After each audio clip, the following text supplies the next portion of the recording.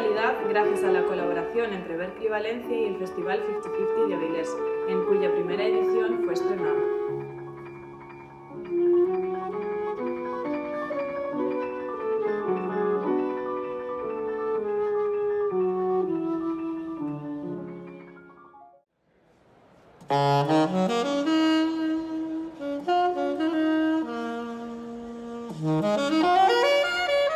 Hemos tenido la fortuna de recibir el apoyo de Sedayas, Instituto Valenciano de Cultura, Consello de Pontareas Pontevedra y Oco Editora. Y ahora presentamos este repertorio en Caixa Forum, Valencia.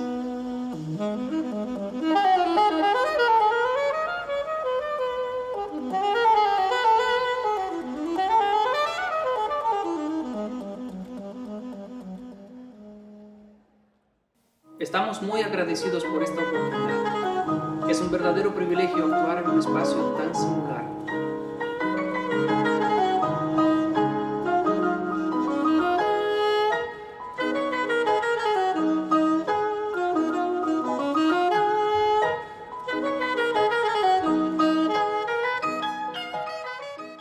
Lecuona El color de Cuba combina música clásica, cubana y jazz.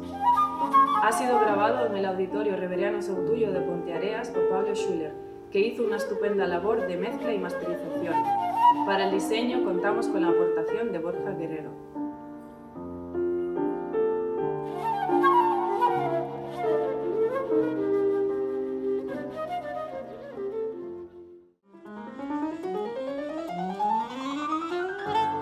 El álbum, grabado a dúo, cuenta con invitados muy especiales, Renier Elezar de Negrón y Carlos Aguirre. Saldrá en otoño de 2023 con el sello danés One World Records.